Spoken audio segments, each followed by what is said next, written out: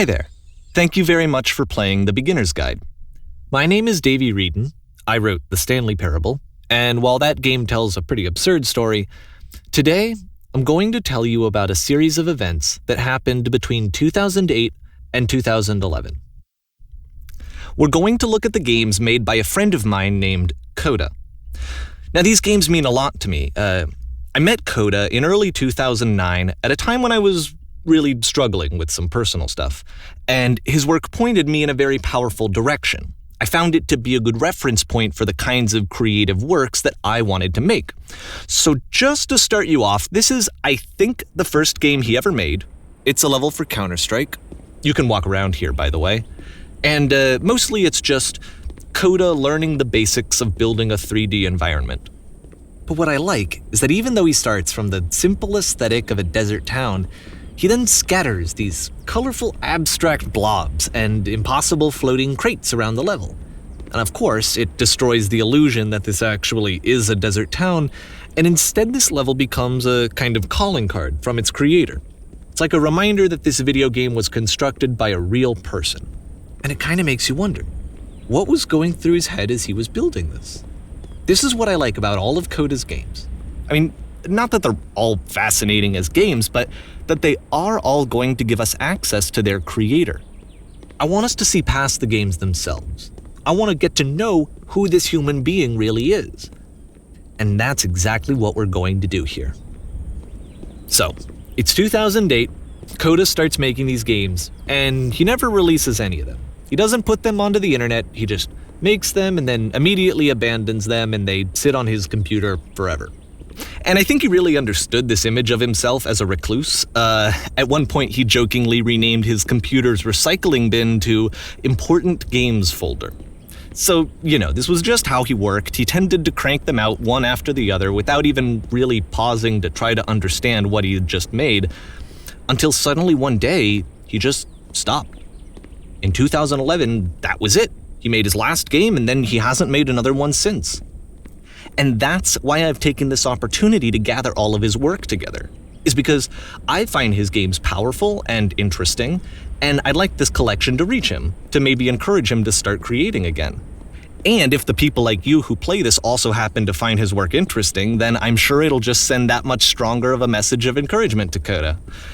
So thanks for joining me on this. If you have a particular interpretation that I haven't mentioned here, or if you just need to get in touch, you can email me at daveywreden@gmail.com. Okay, that's about it for introduction. Let's take a look at Coda's first proper game. As each game is loading, I'll show you the date that it was completed. This first one was made in November 2008.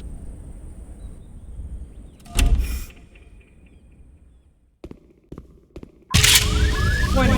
Whisper machine active. Shift to structured image. This game is called Escape from Whisper, and it's one of the more generic games you'll see from Coda.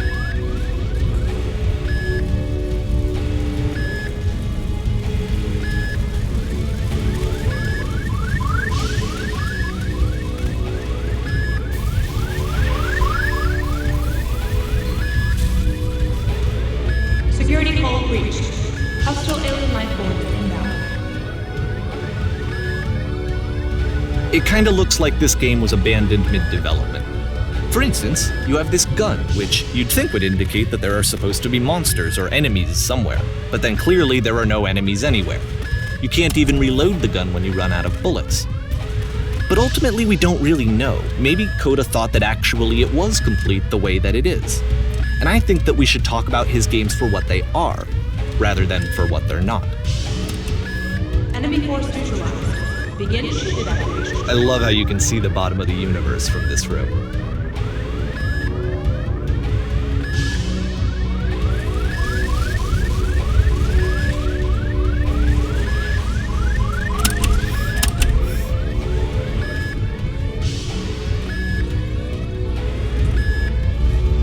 Apparently this space station has a labyrinth on it. Sure, I don't know. There's really no reason for it that I've ever been able to discern, so in the interest of time, I'm just gonna skip you on past it.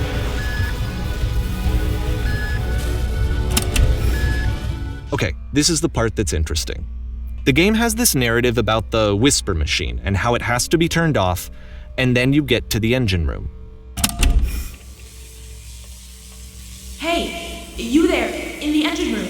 You could save us all. That beam is powering the whisper machine. We could disrupt it by introducing a great enough heat signature. If your body could stop the beam. It's so much to ask, but for all of our lives, would you do it? Could you give yourself?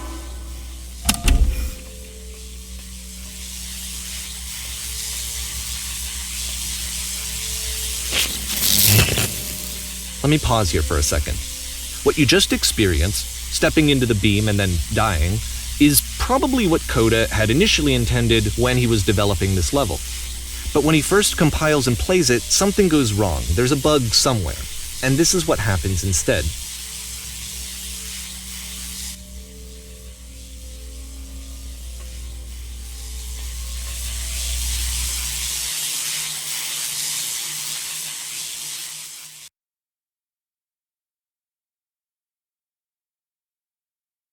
The beam causes you to start floating. And this is an important moment for him. Because yes, this is technically a glitch, but Coda identifies something human about it, like how small it makes you feel in the face of this larger chaotic system. Or this floating could be the afterlife, a peaceful place, juxtaposed against all of the hysteria that you've just had to traverse.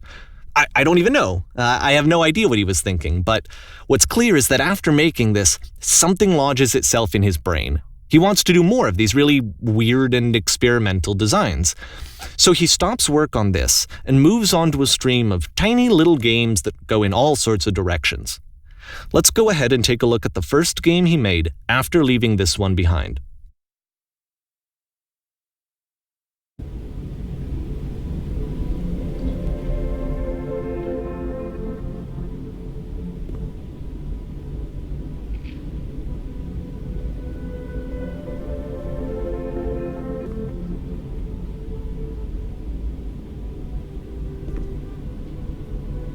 So try walking backwards. Yep, in this game you can only walk backwards.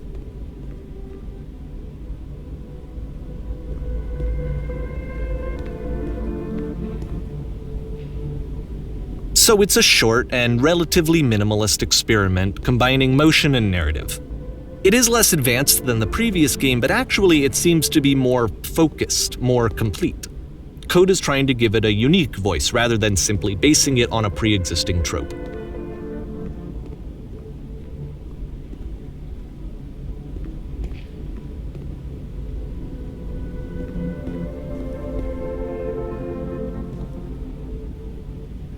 It's a short little thought, it says what it wants to say, and then it ends. Didn't need anything more than that. Which to me is why it works, because it gets out quick. Okay, next one.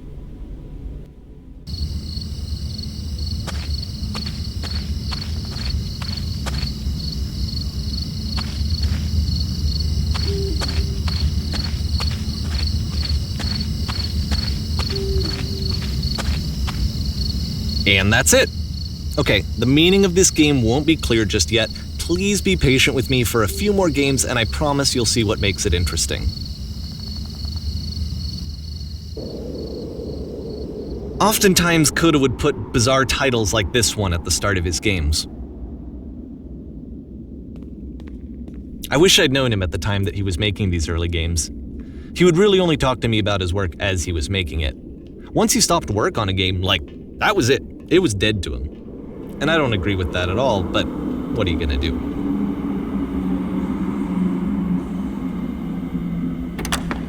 Once you've been slowed to an absolute crawl, the door at the top of the stairs opens. So why, if Coda's not showing these games to anyone, why bother opening the door at all? Well, to show you, I'm modifying the game here so that when you press enter, it'll bring you back up to full speed so you can enter the door for yourself.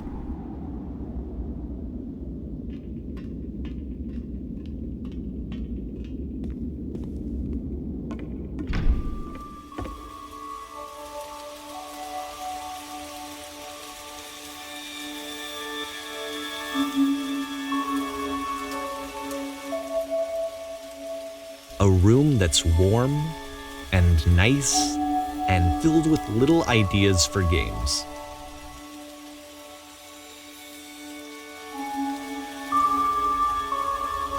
Coda would often tell me that he didn't mind if people thought of him as cold or distant. He said that he knew that he was actually a vibrant and compassionate person, but that it takes time to really see that. It can be a very slow climb to get there.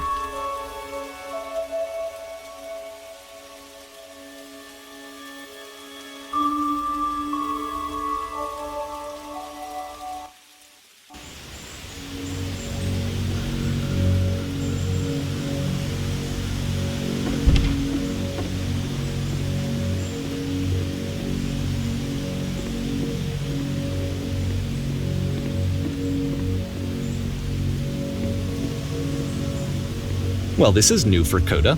It's an actual puzzle. Go ahead and see if you can solve it.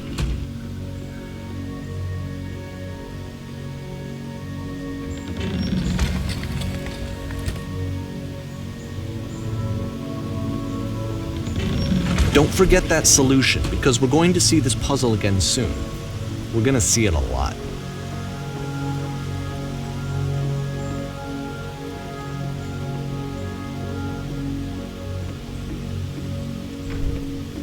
So that seems to be it, right? You walk down a corridor, you solve a puzzle, you get to the end. Simple enough. All right, now I'm going to modify the game again so that when you press enter, it'll remove all of the walls from this room.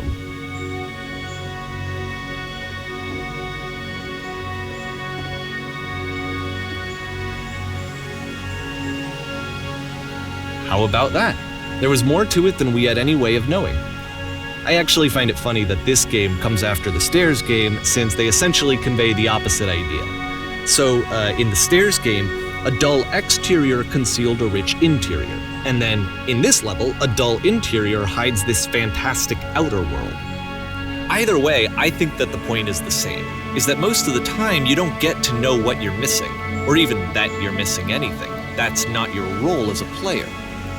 So if your role here is not to understand, then what is it?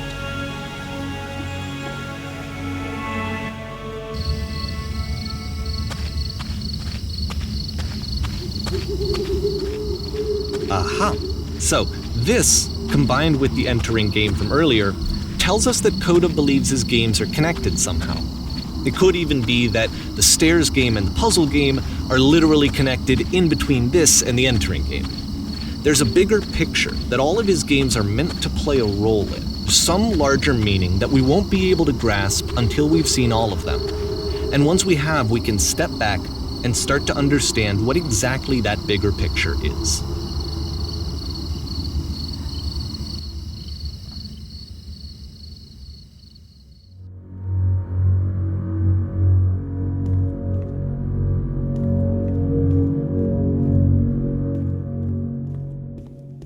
Let's talk about video game development for a second. Every video game runs on what's called an engine, which determines what the game can and cannot do. So in other words, the engine is a set of tools for game development. To make all of these games, Coda is using an engine called Source. Like all engines, Source has certain things that it does well, and it has certain things that it does poorly. One of the things that it does very well is boxy linear corridors. That's why so many of Coda's games are set in these large, flat, empty rooms, is just because he's working with what the engine does well. The tools available to the creator shape what kinds of creative work they're going to end up making.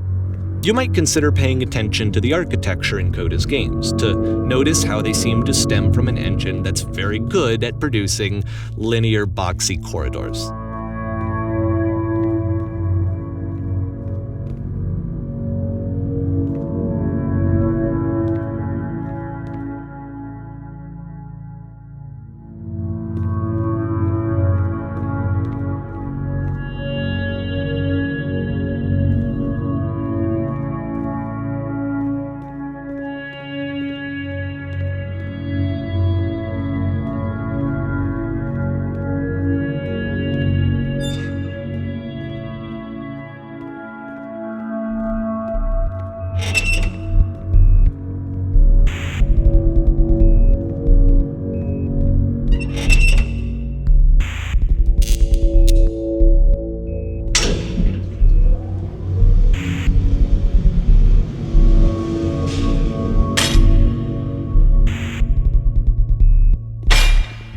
This prison, funny enough, in Coda's original design, the doors stayed shut for a full hour before letting you go.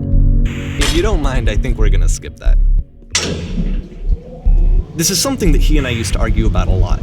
You know, whether a game ought to actually be playable, whether it means anything if no one can get through it. And I would always defend that, all this work goes into the game, why not make it playable and accessible?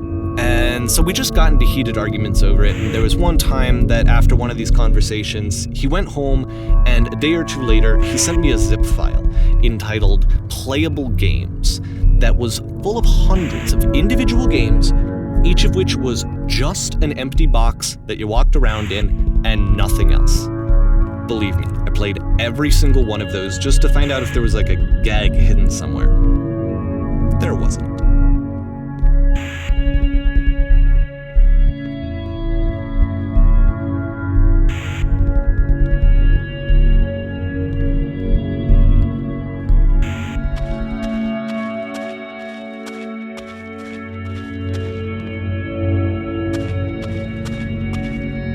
It's the puzzle again, with the exact same solution as the last time.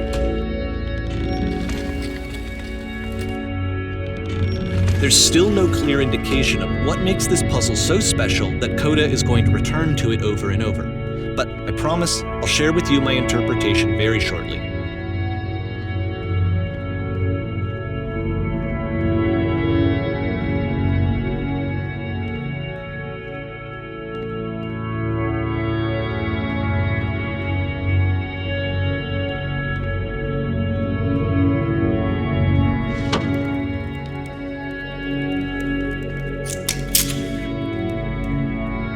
Here, Coda begins using a kind of dialogue system that he fashioned out of the engine's chat capabilities. Use the 1, 2, 3 buttons on your keyboard to respond.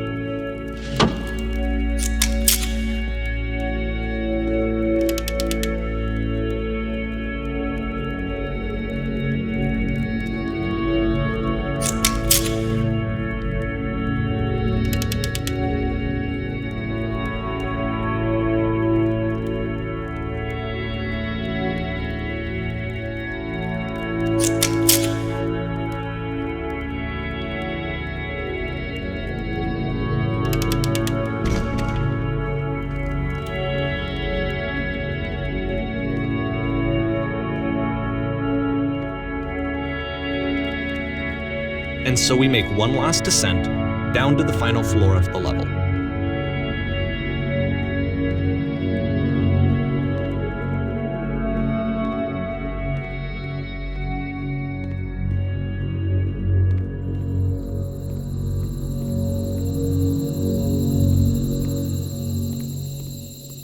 It's a lamppost.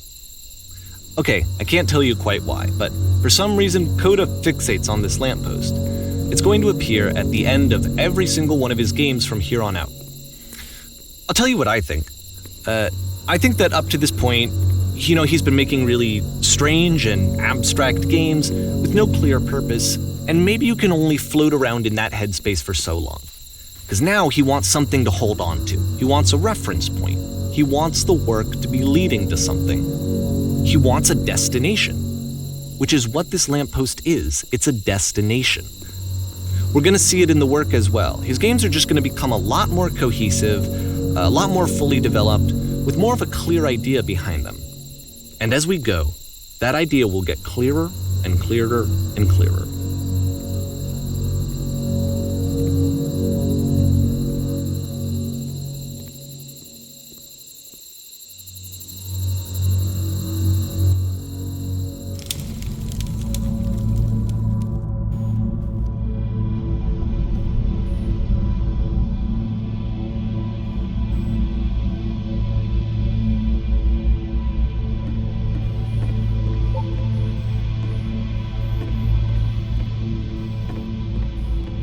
So first off, I'm sure you can deduce this, but this game is not connected to the internet. All of the notes that you're going to see have been written by Coda. This was actually the first game of his that I ever played. This was shortly after I met him at a weekend game jam in Sacramento, where I grew up. I saw him working on this very level, and it was just so different from anything that anyone else was doing. So right away I was like, I have to be friends with this person. In retrospect, I think I was probably a bit too pushy, trying to get his attention. I was over-enthusiastic. But he was very gracious about it and very patient with me. And I cooled off eventually. Oh, feel free to skip over any of these notes if they're not doing anything for you. Nothing extra is going to happen if you read all of them. Either way, to me they convey a sense of loneliness. I see this person who's filled with thoughts and feelings and beliefs and has no way to express them except as scattered and unheard voices in a game that wasn't meant to be played.